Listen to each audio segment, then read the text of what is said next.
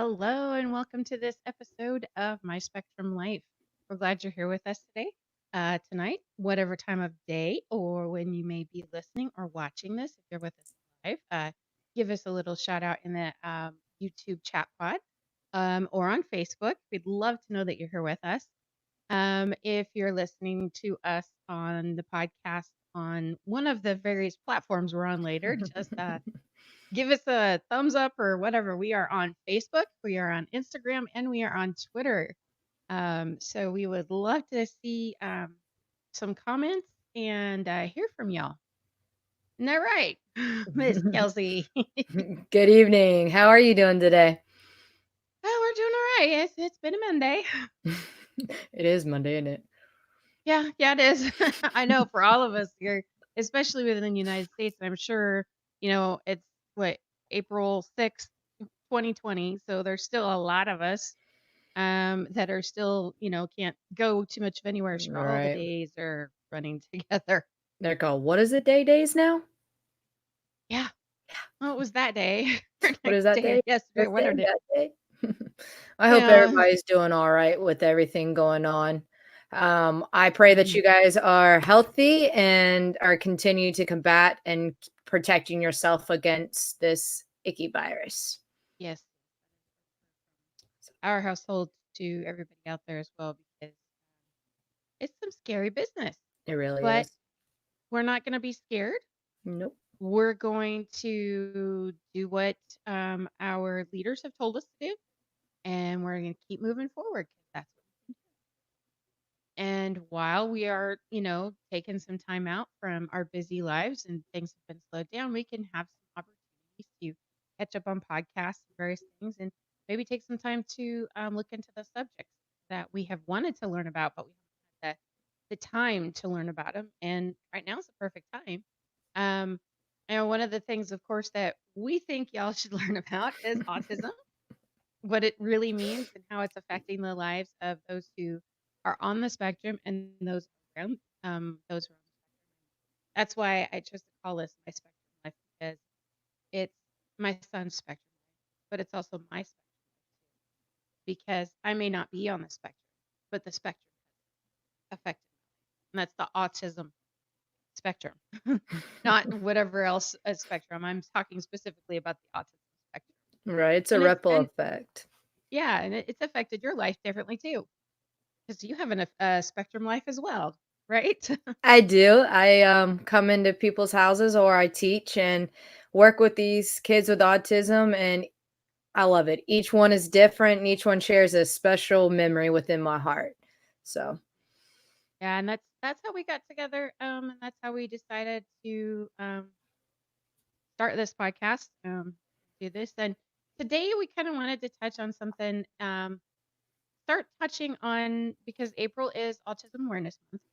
mhm, Um, there's a lot of things around out there about autism ac- awareness versus acceptance.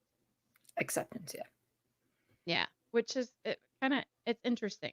Um, what are your kind of beginning thoughts on the difference um between awareness and acceptance?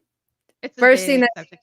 it is, and there's definitely a debate that's going on that circles this, and we're not here to debate it. We're just here to kind of bring light to that there is a debate going on. With that, when I think of awareness, I think of looking, I think of seeing because you're aware of something. You notices it Hmm. that it's there. Acceptance, I think acceptance is understanding that you Hmm. accepted it, that not only do you see it's there, but you also understand why and how to help somebody else. What about you? What Right. do you think? Um, I've been looking at a lot of the things, and I'm a my degrees from college are in English and history. So yeah, I go to the dictionary, I go to the encyclopedia. I'm a book nut. Um, and one of the things that I brought up, I talked about last week, was how awareness can have a portion of understanding to it. And awareness, in my humble opinion, awareness without understanding will never lead to acceptance. And Agreed. so you may be aware that it's happening and it's there and it's out there. But until you strive to have some understanding, you won't ever accept. Right. And so, I mean, that's kind of what we have to do anymore. And we have to look at that in everything. We can't just take everything that's on the internet at face value. Right. What's that old commercial? What was it? Somebody had decided that this guy was a French model or something. And you're looking at that going, yeah, right. They're not a model. Well, it was on No. the internet, so it has to be true. Right. No, Nope. no, it doesn't. Nope. And even anymore, even in any printed document, whether it's in a magazine or even a book, you don't necessarily know if it has the factual information to back it up. Right. Right. So Social it, media is the worst for it. yeah, I know. I mean, you always have to go through and you have to do your research. If it's something Mhm. that you really want to understand, you got to do your research. Right. Um, and I know that there's some issues. It seems to be that the older or more adult age uh, autism people who on the spectrum Mhm. um, push more for the acceptance. Right. And they also push for a lot of different things, which is great.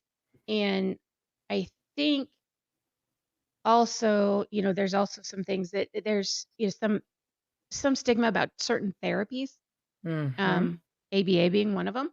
Yep. Um, but you have to get the right person. You've got to get the right therapist. I highly, highly recommend if you are on this journey, if you have a child who has autism and looking for the right therapist, first and foremost, make sure they pair well. That's Your the child has got to get along with the therapist. That's the key word, and that's the key foundation of ABA is making sure that they pair well. If they don't pair, your ABA is gonna be rigid. It's not Mhm. gonna be what do you expect Right. ABA to be? And that goes along with even in your teaching with school systems. You gotta make sure Mhm. you pair with the kid. That's with Mhm. they have to and the thing is what we talked about in earlier podcasts. Not only do you have to pair with the kid, but the kid has to accept you into his Mhm. world. And that's a huge deal Mhm. because once you're there, you're golden. Oh yeah. It's hard. It is. It is hard to get into because the world I didn't have to work at it. As mom, I didn't have to work at being accepted. I was accepted from the get-go because I was Run the mom. giga. Yep. um, you know, sometimes, most of the time, immediate family is not a difficult thing for Right. acceptance into an autistic world, autistic child's world. Right. But when you get beyond that, you have to establish a rapport. They have to know that you're going to be okay, that you're not going to hurt them, Right. that you're not going to be too harsh on them, that you can give demands, but you're also not going to give demands that are beyond what they can actually do. Right. Right. Um, so and the I mean, so that you have to, as a parent, you have to watch that with ABA. You have to watch and make sure that it's done in a way that's not so rigid. And this is the book. This is the only way you can have it done, and it will not work unless X, Y, and Z. I'm cringing. I cringe with that because, as we've said, when you see one child with autism, you've seen one child with autism. One. So One. that box, that little neat box that, ABA, certain ABA programs or anything is written in Mhm. is not going to fit. It has to have Right. some flexibility in it, Right. and it's hard to teach a child on the spectrum flexibility and, reciprocating that. So, there's all sorts of things that go into that. And so I would just hope that people would, kind of have a, even though sometimes, bad things happen, but it can't be, you can't, one of the things we always have to remember is you can't glom or put everything into Right. one category. Right. There's humans involved. Therapists are humans. Doctors are humans. Right. And humans make mistakes. Right. So we do have to extend a little bit of grace. But that being said, if things are not right, you can find another doctor, you can find another therapist. It's Mhm. okay. It's okay to do that. Mhm. Yeah. So, I've um, I've been on teams where I we would have 4 or 5 get changed out every so often mhm, just to keep things fresh to make sure that they're not getting comfortable or make Right. sure they do pair, and then you're bringing your different personalities in. And I think Mhm. being human, you're bringing your own personality in. You're Right. bringing and you're making sure those personalities clash, like come together and they don't clash, excuse me. And that's what Right. pairing means. Mhm. Can you work with this kid and still give them the demands without overcrossing their threshold? Mhm. And can they look to you as a friend? Can they see you as fun? Because the more fun you have with the kid, the Without more them you're going to knowing be you're able to get working? the more you're going to be able to get more out of them. That was Um, go ahead. one thing that Curtis, and he's not down here, so he can't. Yeah, he had so much fun with you, and he didn't realize Oh, that thank you. he was having to do work the whole Nope. time. Nope. And that's the best part of ABA. When you can have that done, that is awesome. So, Right. Thank you. I appreciate it. I enjoyed every step with them. yeah. But pairing is making sure your personalities. And as I said, I've been on teams where I was the one that was the only consistent one other than the BCBA, and it Mhm. was just a revolving door. And Yeah. ABA can be the statistics are right. It is a revolving door, but it goes back to making sure you have that right pair. And once you do, don't let them go. Don't. I know. So We tried not to.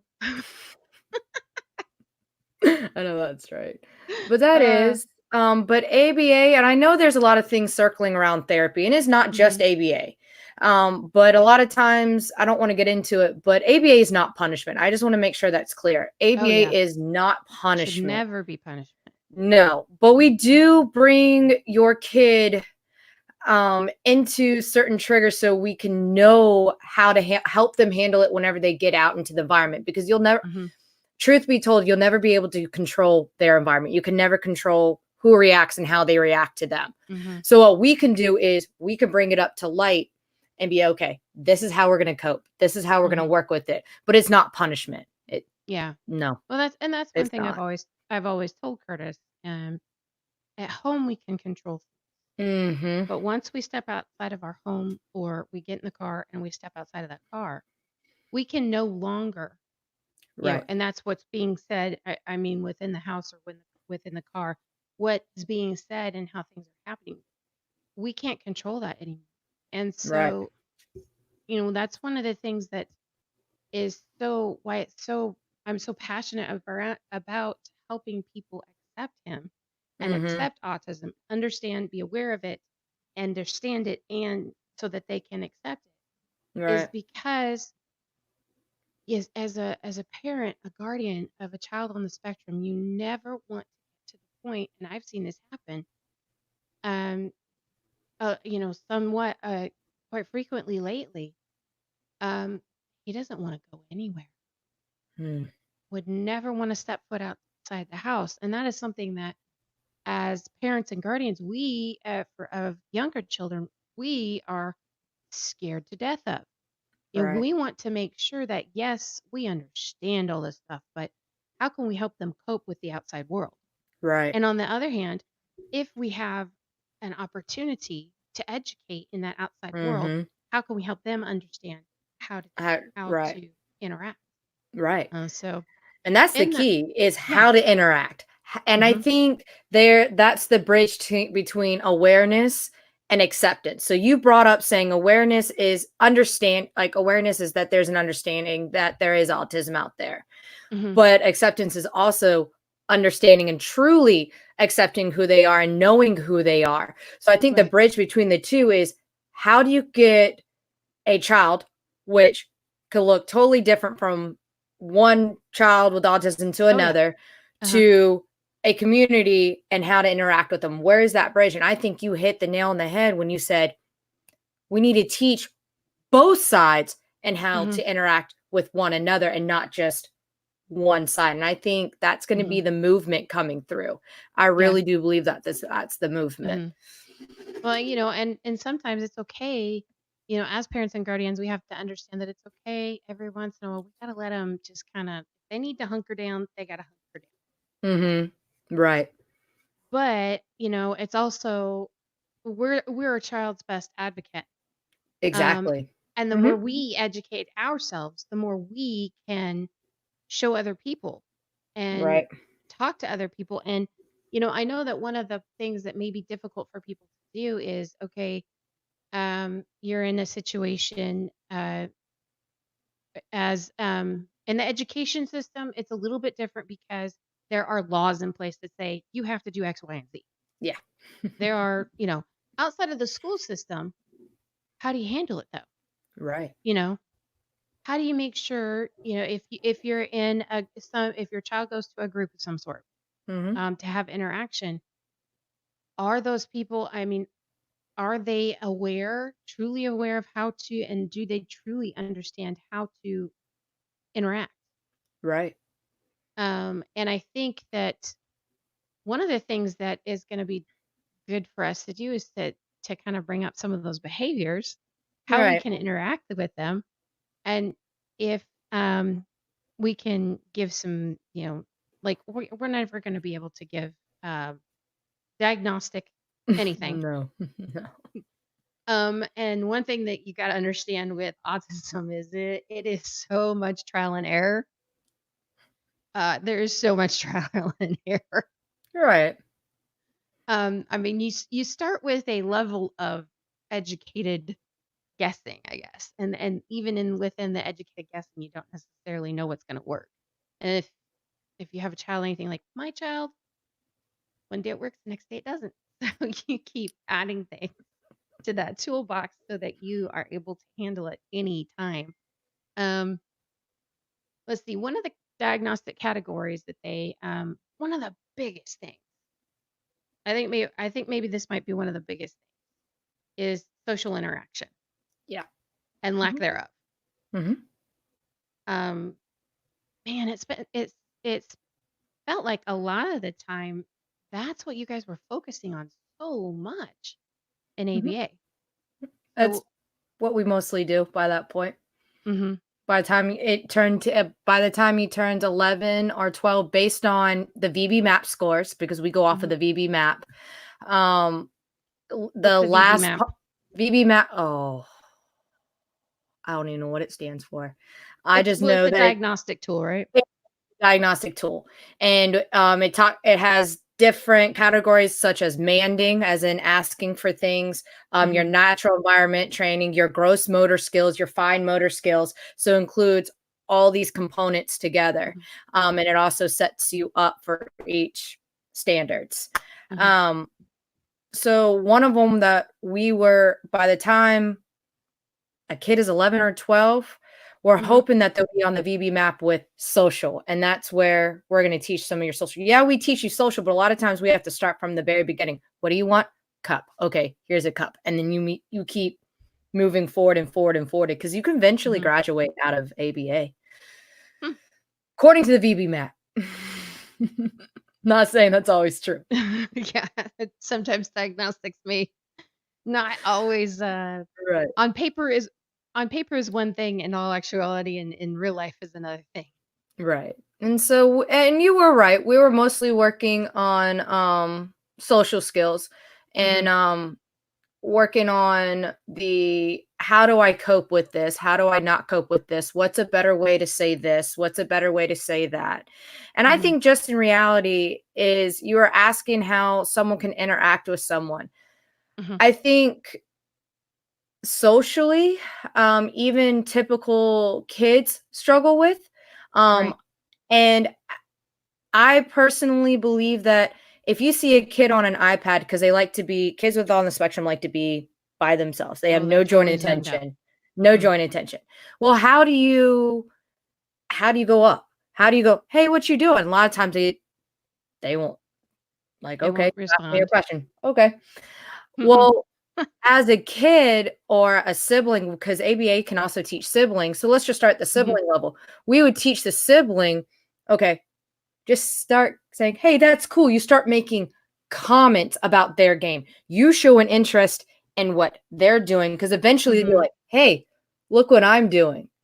And they're Right. like, "Oh, that's so cool." And you can move forward there with them. If Mhm. they're nonverbal, you see them jumping, just go jump with them. Just go run. Right. And to them, that's That's their world. That's that's they everything. and that's you accepting them and that's you interacting Mhm. with them, and that's just all about pairing too. That goes back Mhm. to pairing as well, but that Right. also goes back to if you take gen ed, and I see it in the Mhm. schools all the time, if someone's on their phone in the cafeteria, you don't see people looking at them. You don't, or you see them looking at them, but you don't see the interaction.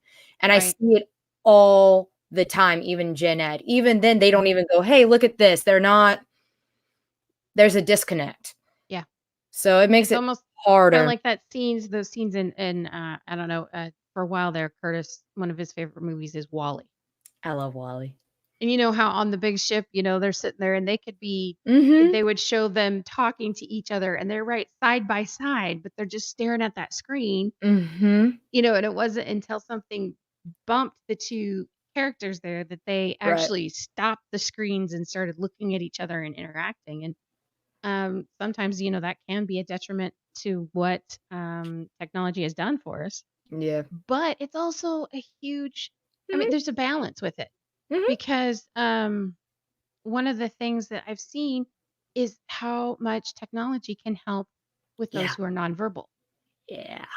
Because A just lot. because they're A nonverbal lot. and can't get the words out Oh, they'll doesn't talk to mean you. they're not there. They will talk to you. Oh, I they're promise there. you. They're there. They will. They will. Mhm. I mean, They just will. and that's just we have to as a whole, we have to look at them and think, what would it be like to Right. be in there and never have the capability of being able to get it out? Exactly. So taking their perspective, Mhm. constantly taking a walk in their Their shoes. shoes.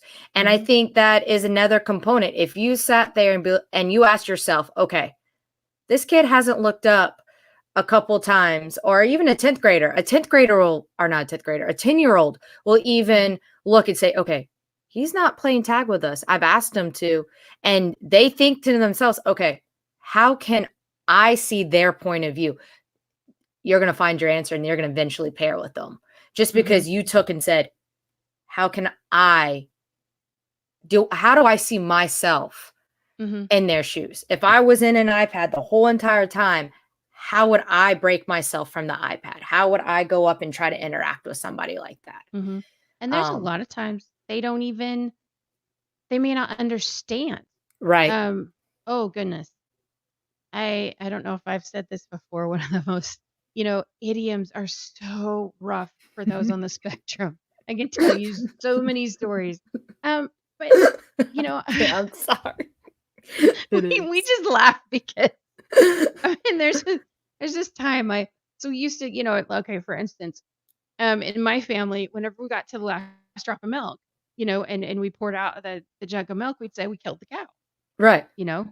That's because that's where we get milk from. right, Well, my mom made the mistake of saying that one time, and Curtis just about fell off his chair because he would rather any day of the week, he'd rather be on video games with robots or animals right, than interact with humans because he just doesn't understand them. And it's so difficult sometimes for those on the spectrum to understand humans and their I mean, for pity's sake, it's hard for us to understand even though we're not on the spectrum. right. There are just some behaviors of people that are just like, "What?" Yeah, yeah, And we've seen a lot of those behaviors lately. A lot of those crazy behaviors, and it's hard to understand. But then you put it, then you think about that and then you put it towards somebody who's autistic. That's who they are, but there's it's like for them, it's like they're in this alien world and they're trying to figure out what in the world is going right. on. Mhm. And then we have all our little, different speaks and stuff that we say, things like we killed the cow when we didn't really kill a cow. Or We you're just driving me finished up the a milk. wall, Yeah. or you're getting on my last nerve. Huh? What Yeah. can how Huh. can I get on your last nerve? Yeah. Or I'll never forget the day I said to the kids that and I immediately sent a text within like 2 or 3 minutes after. I had no idea about the idioms. I said, "Hey, we're gonna run and we're gonna do this and this at the same time, so we'll kill 2 birds with 1 stone." Oh boy, it was not pretty. It was not pretty. Curtis was thinking I was gonna go out and start killing birds with this, Oh, slingshot and man. stones or something. I was like, "No, no, no, no, No, buddy. no, no, no. It No. means I'm gonna get 2 things done at the same time. Right. Oh, and he had to do a lot of work, Yeah, to think both in about it. ABA therapy and in his speech therapy for pragmatic Mm. speech, learning all the different idioms that we We on a say, daily basis, and they're regional too. yeah, They're very much regional. We just, moving from South Carolina to Tennessee, there are still some things we're getting used to. There's a few things here and there that'll come up, or like my parents are from the West Coast and they come out and they say something, and my, my kid, both my kids are looking at them like, "Huh?" And I'll have to translate because I grew up there and I've come out here so I can translate. There's a lot of things that we have to translate for those on the spectrum and sometimes just those for living in a different area. in general. And so if Yeah. you just kind of take that perspective and you apply it across the board, I think acceptance would be a lot easier. And I think Mhm. social skills would be a lot easier across the board between gen ed, anybody, specifically kids with autism, Mhm. but anybody. But I also think social skills are taught at an early age and taught Mhm. all the way through up.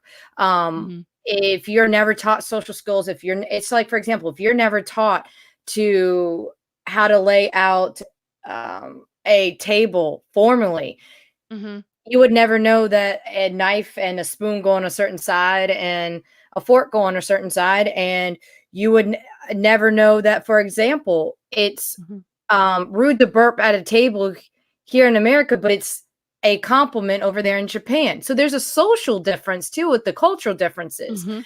So Yeah. if you're never taught any of this growing up from early age all the way on, it's hard for the world to accept what is different Mhm. or Yeah. what is unique. I like to say the word unique because we're all different. All of Oh, us yeah. are different. So I like I to say mean, unique because they have a mhm. unique personality. They have a unique way of seeing things. And I Mhm. absolutely love it because Curtis has I taught me so many things. And I'm like, oh, never thought. How'd you get that? That is I so I cool. know there's some of the things that, I You know, was he was, doing a Zoom thing with his youth group last week, right, and, I thought, "Buddy, you're asking questions that are," because 'cause they're trying to figure out who's lying and not. right. At first, I thought, "Man, buddy, you're asking questions that don't," and then I had to check myself because he's asking questions about little tiny details that we would never think, but that detail and how a person answers that question will tell Yep, you. And it's yep, like, okay, so whether they answer that question about whether the elephants have tusks or not can tell you exactly. yep. Right, right. If they say, well, how many elephants had tusks and how many didn't, or if they just kind of do a blanket statement, it's like, oh, I get Mhm. it. Well, You that know? just shows you that he picks up on every small detail Oh my goodness, because yes. it goes back to how many times we take in a lot of things, but Mhm. our brain doesn't process it all. It's just automatic. Like, Mhm. for example, you're walking in a crowd of people, your brain picks up that there's so many with red shirts, so many with hats, and so many not, but we don't remember it. We just keep going. But Mhm. those on the spectrum, I've noticed that they'll pick up on it and they will remember it. So they will be able to, hey, did you notice this or that? Oh, nope. See, you weren't there because you didn't notice it and things like Mhm. that. And so they pick up the Yeah. smallest details. Oh yeah. Well, and they can fixate on that small detail that doesn't Yeah. seem important because it can be the overall thing that speaks to them or they relate Right. to. Which is the function. So it's Mhm. not wrong. It's just the function of that behavior or the why of that behavior is it makes sense to me in this whole entire alienated world that this Mhm. world is filled with stuff I don't understand. Guess what? I found that one piece of comfort. I'm going to Yeah. hold on to it. But it's Right. also their function of too is like, hey, do you see this? Yeah, I know I'm talking about this, but this is my way of talking to you. I'm Mhm. allowing you into my world. Yeah, I might Right. annoy you, but guess what? Eventually, I'm going to fixate on something else, and you're going to see who I Right. really am because Mhm. autism is only a quarter of who you are because they have a personality. Oh, and they yeah. always will. And Oh, so yeah. sometimes my way or their way of saying, "Hey, I remember coming over to your house and meeting the first week with Curtis. We talked nothing about but robots. I had no problem with it. None. But as we moved on, guess Mhm. what? Now you know that I know that you love robots. Oh, you're struggling with something. Hey, let's play a robot game. Let's do something. Let's bring your piece of comfort Right. back while you're learning something new, which your anxiety's Mhm. running high. But let me give you that comfort. And guess what? I now taught you something that you're completely afraid to do, Yeah. but because you talked to me a week about robots, I Yeah. was able Or to know every little detail about the oh, robots. he'll tell you everything. But that's accepting. That's and Mhm. acceptance is work. It Mhm. takes work, but your friendships take work. So to Right. me, when I think of acceptance is you're going into their world to become their friend. You're Right. going in there to show them what you can offer and what they can Mhm. offer to you. And I think And it that's what friendship is in general or yeah. acceptance. And it for for those of us that are not on the spectrum, that is can be a little bit easier. I mean, there are Mhm. people who can be termed as awkward or whatever. I mean, there's any different number of whatever Right. adjectives that people throw out to Right. describe us. But on a, well, and I can't even say normal. There's Right. just no There is no nothing. such thing as normal. Sorry. No, there isn't. But for you and I, for us to find common things that we were interested in, that where we could relate, was just a matter of having a back and forth conversation. Right. That's something that is extremely difficult for those on the spectrum. I mean, for Curtis, it's very difficult. Mhm. But the thing that for him to even come up to anybody and try to begin a conversation right now is amazing. Amazing. Amazing. I mean, That's years and years of practice on his end. yeah, 2, 3 years Years. ago, he would have hid behind me the whole time. Yeah. If you said something, I mean, and still to this day, sometimes if he's uncomfortable in the situation, he'll hide behind me Mhm. because I don't like what's going on, or it could be too overwhelming. Right. Right. Oh, that sensory part is just, that we could spend weeks, weeks, and weeks talking about sensory. Have you ever seen Um, the YouTube video? And it talks about it was written by a kid with autism, but he does a drawing and an animated YouTube video, but he goes in, he sits down at a coffee shops, and as he sits down, all of a sudden it draws your attention to the clinging of a fan in the room. Then it draws your attention to the noise of the coffee cups, then the talking, and then just the sounds, and then he brightens up the YouTube video mhm. and overload with your sensory. So when you're sitting there watching it, I'm like, I'm over. Whoa, whoa, and that's what they do every day. I Where couldn't. I saw something similar about going into, like, say, a Walmart, Mm-hmm. and that's why at times, I'm like, it's okay. We need to, Right. if he just needs to get the noises out and just do whatever, let him do it for a little bit. Let him do Mm-hmm. it if it's in our backyard or in our house. Just This let is them. a safe place. He can do it. Mm-hmm. That's fine. Get it out so that when we can go in there, and then I always take into consideration, that's what we do as autism moms, parents or guardians, is that's why we are so stressed out all the time, is because we have to think as soon as we hit that door and we go to leave our house, do I have, do I have the headphones to put on just in case it's too loud? Do I have fidget toys? Do I have, Mm-hmm. the right this, that, or the other thing? There's a million things that we have to go on a checklist to make sure that we have. We have to Right. always watch for these situations so Mm-hmm. that our child isn't overwhelmed.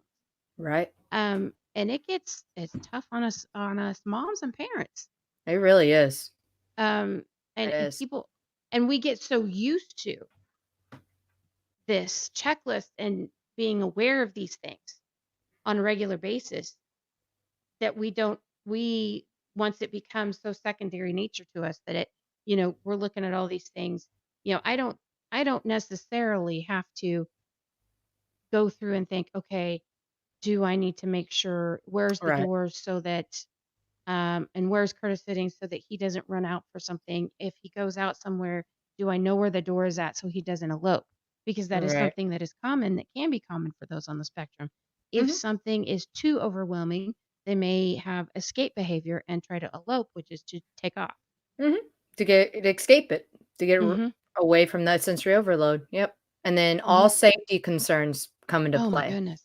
because all they're thinking is, "I'm out of here." They're Hmm. not thinking I got to get about their away. I gotta get away. They're They're not not thinking thinking. about whether or not they may be running into traffic. Nope. Not at all. Not at They're all. just trying to get away.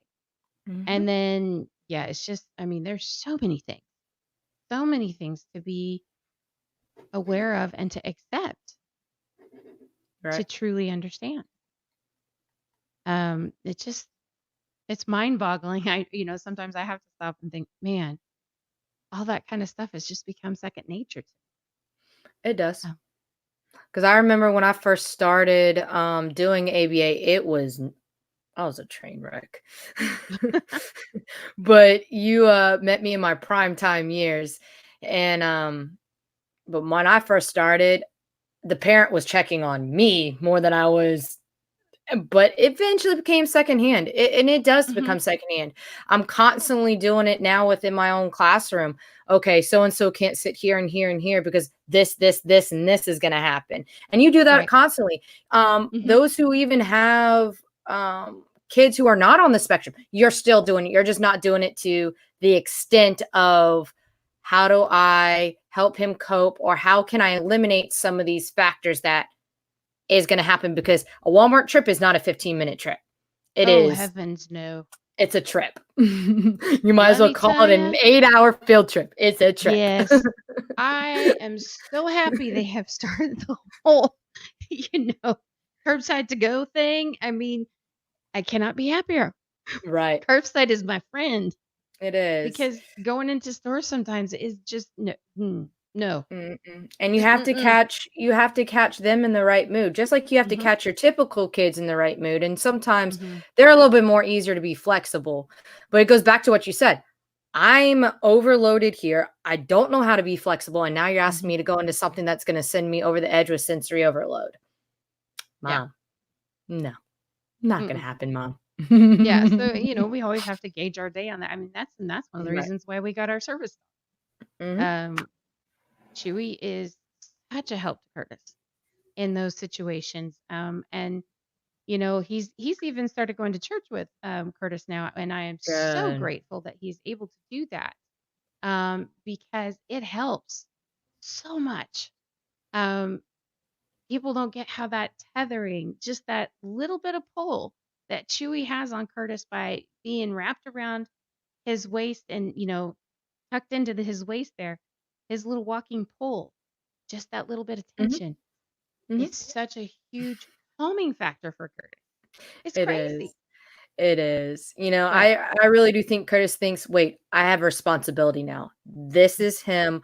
I've learned how to cope with him. He gives me what I need, but he also I can trust him to catch some of my own things. So if I need something, he's gonna be able mhm, to give it to me right at the instant of the touch." But I also yeah, think that he goes, "Wait, I can't do X, Y, and Z either because this is my friend. I can't do this yeah, to my friend, my dog. I can't. mhm, He's there for me as just as much I am there for him." And I think between the combination of the tension between that is phenomenal. yeah. He's been acknowledging how much that Chewy is his friend. Good. And, animals can be our friends, and that's totally okay. It is. And it's a good thing. And I cannot be more pleased. And that, of course, is another thing you always have to make. Not every animal is going to turn out to be an awesome service dog, Right. but God knew what he was doing. That's all I can say. Because Chewy is right there for Curtis all the time, even All when the there's time. any sort of you know, hers is starting any sort of tension. He's right there, knowing Yep. that, okay, my boy needs me. That's Yep. what we tell him. Go to your boy. Go to your boy. He's so cool. Yeah, but Oh now, goodness. with that being said, bringing it back to awareness and acceptance, don't go up and if they have the vest, don't go up and go pet Oh up yeah. on them. Don't, because Mm-mm. that. they have been trained to, when the vest is off, they'll come talk to you. Oh, They'll yeah. go, because I remember multiple times we were sitting there and he's taking a test and Chewy's up there with him, and I'm like biting my nose, like, all right, Curtis, you got this, you got this. And I go to go put Chewy, and I'm like, oh, nope, he's working, Kelsey. You can't, you Yeah. can't. And because he is working, but when that vest came Mhm. off, Chewy's like, "Hey, who are you? Hi." Oh, So yeah. when they're working out in the community, don't even go up and ask the owner, "Hey, can I Mm, no. He's working right now. He's yeah. helping you. Now, it doesn't mean you can't say, "Hey, your dog is cool. Tell me about your dog." Now you've opened up a way to talk to them. Now you're Right. opening up, "Hey, I'm now starting conversation with you." And then the parents sometimes would say, "Hey, they're nonverbal, but this is so and so dog." And then they can help you help them have a conversation. Mhm. Exactly. So And that shows acceptance. mhm, That it means exactly. that you're not looking at the, I don't know how many times. Yeah, so Chewy's a Shih Tzu and he's smaller. Okay. So I have people that can I know, you can just tell when people are looking at you and they kind of have that snarl on their face, like, Yeah. how are why are you taking this cute little dog and trying to put a vest on him and saying he's a service dog? Because I done paid for him to be a service dog. um, he's been through the training. He really Right, has, he and has.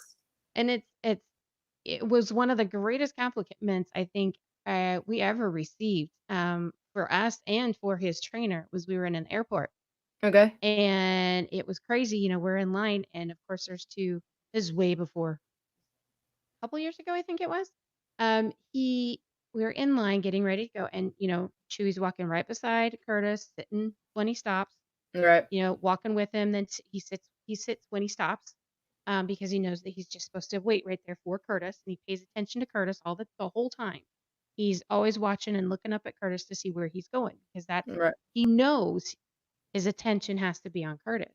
Right. And a couple of the, I think there were security guards or people from the particular airline, desk said, "Now that's a service dog. That's a real service dog. Look at how well he's trained." I was like, "Yes, Yes. thank See? you." Thank you. No, he's not my yes, he's an adorable dog, but he's not my cute little dog that I slap a vest on for the heck of it. Right, exactly. He does He work because when Oh man, sometimes when he that works. vest comes off, he sleeps. He's like, "I'm done. You gotta Oh give me a goodness, break." yes. Like, no, leave me alone. I'm done Yeah, working. Don't yeah. bother me. So that's another outlet. So bringing it Mhm, back, that's another outlet. You can look into possibly getting a service dog, a therapy emotional support dog for mhm. your child. I highly recommend it. I really do. It's Um, There's not a lot of insurance companies that will help you pay for that, right, but you can do fundraisers or whatever to help, because that therapy, or find a place that has a therapy dog. You know, right, don't go, heading off to do that right away until you've seen how your child reacts to a therapy dog. right. That is key, Exactly. because That's key. Hmm. and there are several places that you can, I know that, we've been to a counselor before, and in that counseling office they had two therapy dogs. And so, had we not had Curtis, or if Curtis didn't have Chewy before then we could have seen. We saw the reason that we, got Chewy in the first place, and his particular breed is, we saw Curtis with a Shih Tzu, and he started petting a Shih Tzu, and he was heightened, really heightened, and then he just mellowed directly Melted out and that. was like, "Oh, we got to get us one of those." And then we learned about doing the service dog training, and that has been even more helpful because he can go anywhere, because he's certified and he's trained, fully trained. And we Hmm. have a certificate of training and everything. He can go anywhere, including restaurants. And it's Right. okay.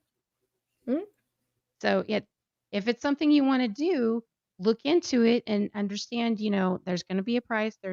You have to learn how to train him, how to follow through with the mhm. training, Yep. because your dog is only going to be as good as you are willing to follow through with the training. Right. Yep. So Exactly. I love it.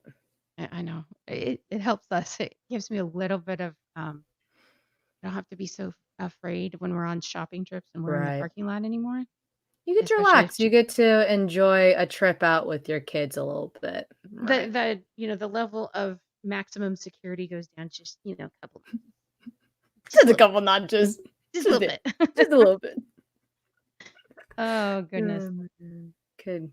Well, I think we've covered kind of a lot of different areas of potential acceptance versus awareness and some understanding. And I hope that's been helpful for everyone as you've listened, watched, or it now tonight as it's been live, or if you listen at a different or watch at a different time. Our next podcast will be live on April 13th, next Monday at 7 Central.